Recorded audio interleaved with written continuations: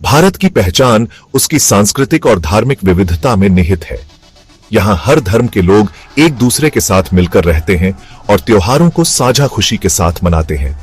लेकिन हाल के दिनों में कुछ संगठन और राजनीतिक ताकतें धार्मिक आयोजनों को लेकर विवाद खड़ा कर रही हैं, जिससे देश का माहौल बिगड़ने का खतरा पैदा हो रहा है। आज की इस रिपोर्ट में हम धार्मिक सहिष्णुता और इसके दुरुपयोग की सियासत पर प्रकाश डालेंगे। सड़कों पर परंपराएं, एक साझा इतिहास। भारत में सड़कों का धार्मिक आयोजनों के लिए इस्तेमाल कोई नई बात नहीं है।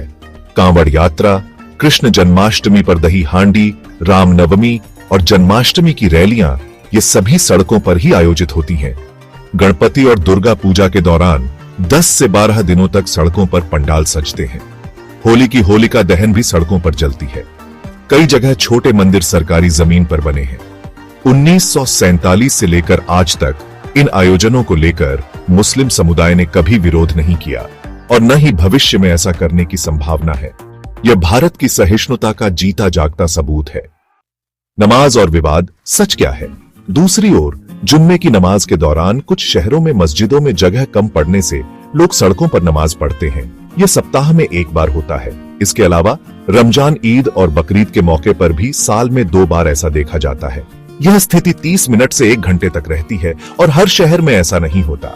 लेकिन कुछ संगठन इसे मुद्दा बनाकर गलत प्रचार कर रहे हैं। अजान को लेकर भी ऐसा ही विवाद खड़ा किया जा रहा है। सवाल यह है कि क्या यह धार्मिक असहिष्णुता है या सियासी फायदे के लिए फैलाया जा रहा प्रोपेगेंडा? सहिष्णुता पर सवालिया निशान। भारत के लोग सभी धर्मों का सम्मान करने के लिए जाने जाते हैं। यहाँ हिंदू, मुस्लिम, सिख, ईसाई सभी ने एक दूसरे के साथ कंधे से कंधा मिलाकर देश को आगे बढ़ाया है। लेकिन कुछ लोग जो या तो अशिक्षित हैं या सत्ता की लालच में अंधे हो चुके हैं, धर्म के नाम पर नफरत फैला रहे हैं। ये लोग न सिर्फ समाज को बांट रहे हैं बल्कि देश की कानून व्यवस्था को भी कमजोर कर रहे हैं। ऐसे में देश की समझदार और पढ़ी लिखी जनता का दायित्व है कि वे इनका खुलकर विरोध करें। राजनीति का खेल, धर्म का दुरुपयोग। कई राजनीतिक पार्टियां और संगठन अपने स्वार्थ के लिए धार्मिक मुद्दों का सहारा ले रहे हैं। नमाज और अजान जैसे मुद्दों को बढ़ा चढ़ाकर पेश किया जा रहा है ताकि जनता में नफरत फैलाकर वोट हासिल किए जा सके।